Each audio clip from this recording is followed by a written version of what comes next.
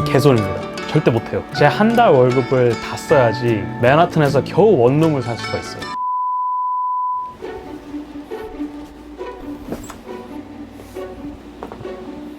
안녕하세요. 미국 사는 한국 남자 상남입니다. 오늘 영상에서는 뉴욕에서 일한다는 것, 그리고 미국 연봉의 실상에 대해서 알려드리려고 하는데요. 스킵하지 말고 봐주세요. 한 달 전쯤 제가 연봉 5,800만 원 받는 사회초년생이 3평짜리 방에 산다고 영상을 올렸었죠. 사실입니다.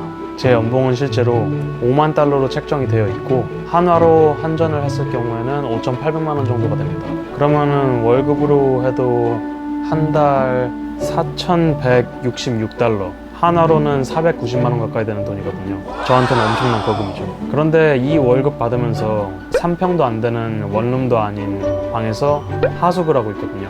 모르는 가족이랑 같이 사는 거죠. 이제 이거 보시는 분들 중에서는 아니 도대체 왜 그렇게 살아요? 대학 방금 졸업한 사회초년생한테는 거금 아닌가요? 결혼한 것도 아니고 애가 있는 것도 아닌데 원룸이라도 빌려가지고 자취를 하지 구질구질하게 이렇게 생각하시는 분도 계실 거예요. 근데 사실 저도 돈이 넘쳐났으면 그렇게 살았겠죠. 저도 이제 주말에 집에 친구들 불러놓고 술도 마시고 게임도 하면서 놀고 싶어요. 근데 그게 안 돼요. 아니 할 수 있는데 하면은 제가 가난해져요. 자, 지금부터 제가 왜 연봉 5,800만 원을 받으면서 3평도 안 되는 작은 방에서 하숙을 하고 있는지 알려드리겠습니다. 스킵하지 말고 봐주세요. 첫 번째는 세금입니다. 미국 같은 경우에는 많이 버는 만큼 많이 내요, 세금. 근데 이거는 사실 어느 나라나 똑같거든요. 우리나라로 쳐봅시다. 연봉 5,800만 원을 받으면은 우리나라에서는 월급이 한 490만 원 정도 될 거고 세금을 내고 나면 아마 400만 원 안팎 될 거예요. 자, 그러면은 이제 미국을 예로 들어 봅시다. 아까도 말했듯이 미국에서는 이제 많이 버는 만큼 세금을 많이 낸다고 말씀드렸잖아요. 그래서 저 같은 경우는 연봉이 25%를 내요. 그러니까 연봉 5만 달러에서 12를 나눠가지고 월급으로 계산을 해보면은 한 달 4,166달러 정도 되네요. 근데 거기서 이제 25%를 떼고 나면은 3,125달러 정도가 남습니다. 이것도 많은 거 아니냐고요? 재밌는 사실은 뉴욕의 대부분이 아니라 거의 모든 회사들은 월급이 아닌 주급을 줍니다.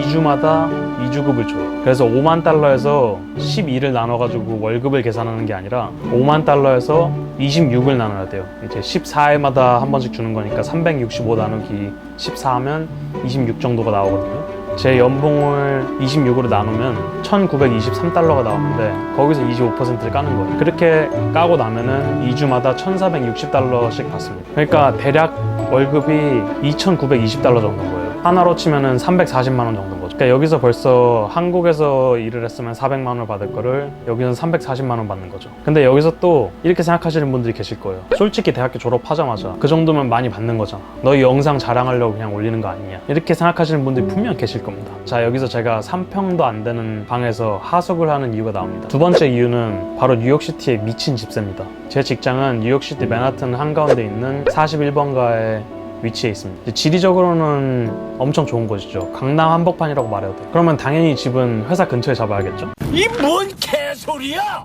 개소리입니다. 절대 못해요. 맨하튼의 평균 원룸 가격이 2,550달러예요. 제 한 달 월급을 다 써야지 맨하튼에서 겨우 원룸을 살 수가 있어요. 그럴 수도 있지. 한국은 강남 당연히 비싸잖아요. 이해해요. 그냥 저가 밖으로 나가면 되는 거 아니냐고요? 자, 뉴욕시티에서 가장 치안이 안 좋고 집값이 싼 브롱크스가 평균 원룸 가격이 1,450달러예요. 제 월급의 반을 써야지 겨우 원룸에 살 수가 있어요. 그것도 치안이 제일 안 좋은 곳에서. 근데 제가 월급의 반을 써가면서까지 뉴욕시티에서 가장 치안이 안 좋은 곳에서 살 이유가 없어요. 너무 비싸잖아요. 그래서 룸메이트를 구해야 돼요. 미국에서 룸메이트라고 하면은 같은 집에 이제 생활하는 사람들인데 룸메이트를 구하고 작은 방을 구하면은 보통 800달러에서 1,400달러 사이로 집을 구할 수가 있긴 해요. 아니 뭐 어떻게 해도 집세는 비싸요. 그래서 제가 3평도 안 되는 작은 방이 있는 거고, 그리고 이제 보통 800달러에서 1,400달러로 월세를 내고 끝이 아니라 이제 거기서 물세도 있지, 전기세도 있지, 뭐 와이파이도 내야 되지, 뭐 세탁도 돌려야 되지. 이게 돈이 계속 지속적으로 나가는 돈이 있어요. 그냥 자기가 혼자 살고 싶은 작은 방이나 원룸이나 집 같은 경우를 구하고 싶으면은 아무리 아껴도 1,400달러는 나가는 거예요. 그러니까 계산을 해보면은 1년이면 1,000만 원 돈 그냥 나가는 거예요. 자, 그리고 세 번째 이유는 제가 지금 하숙을 하고 있는 곳이 지인의 집입니다. 이제 제가 아는 지인의 부모님께서 저한테 파격적인 제안을 하나 해주셨는데요. 한 달에 500달러만 되면은 여기 와서 살아도 된다는 겁니다. 그리고 심지어 로케이션도 퀸즈예요. 뭐 치아는 스파이더맨이 있기 때문에 뭐 말할 것도 없고, 뉴욕시티에서 3평 살짝 안 되는 방에 물세, 전기세, 인터넷 다 포함해서 $500. 이건 씹해잔 거예요. 1년을 살아도 $6,000밖에 안 나가요. 이제 개인 화장실, 부엌 이 두 가지만 포기하면은 한 달에 50만 원 넘게 저축을 할 수 있는 거예요. 거기다가 저녁도 가끔 만들어 주시거든요. 저는 엄청 복 받은 거죠. 아무튼 지금까지 말씀드린 거를 다 종합해 보면은 연봉이 $50,000다. 그런데 세금으로 25%를 까인다. 2주마다 $1,460의 주급이 들어온다. 혼자서 원룸 살고 싶어서 한 달에 $2,000를 낸다.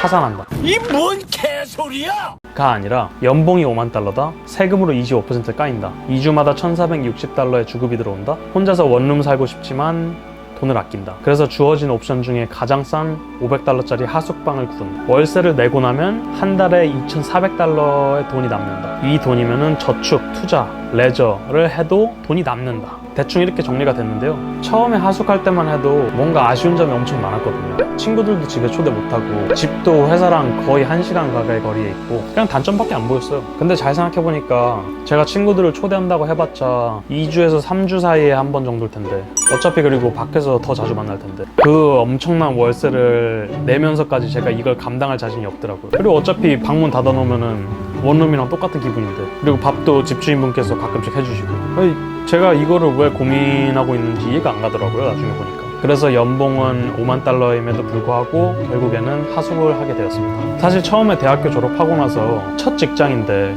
경력도 없었거든요. $50,000 연봉을 준다길래 뭐지 이거? 개꿀잼 몰카인가? 하고 가서 봤더니 그냥 뉴욕시티 물가가 비싸니까 연봉도 높은 거였어요. 그러면은 이제 뉴욕시티 물가가 이렇게 비싸니까 생각보다 못 버네 라고 생각을 하시는 분들이 계실 수도 있는데, 그래도 미국 사회초년생 평균 연봉보다는 살짝 높게 받고 있습니다. 한국에 있을 때만 해도 출근 9시 전까지 하고 맨날 야근해도 한 달 200만 원도 못 받았었거든요. 지금은 9시 30분 출근, 점심시간 1시간, 그리고 무조건 6시 30분 칼퇴근 이렇게 하는데도 2주마다 170만 원씩 들어오니까 저한테는 엄청난 신세계였죠. 여기서 대학교 졸업하자마자 한국에서 스카우트 제의가 몇 번 들어왔었거든요. 근데 한국에서는 이제 대학교 막 졸업한 학생한테 경력도 없으니까 월 350 이상을 줄 수 있는 데는 대기업밖에 없다라고 말을 해줬거든요. 그럼 뭐 당연한 소리니까, 경력이 없는데 누가 그렇게 돈을 많이 줘요. 그래서 제가 여기서 하숙 생활을 하면서까지 남게 된 거예요. 오늘은 이렇게 제가 왜 미국까지 와가지고 이 돈 받고 하숙 생활을 하고 있는지에 대해서 말씀드렸는데요. 미국 유학을 생각하시고 계시거나 미국에서 꼭 직장을 갖고 싶은 분이 계시다면 이 영상이 도움이 됐길 바라고요. 영상 마무리 짓겠습니다. 오늘 제 이야기를 끝까지 들어주신 분들께 감사하고요. 다음 영상 때도 구독자 여러분들께 도움이 되는 영상과 함께 찾아뵙겠습니다. 그리고 구독과 좋아요는 저에게 늘 가뭄의 단비 같은 도움이 됩니다.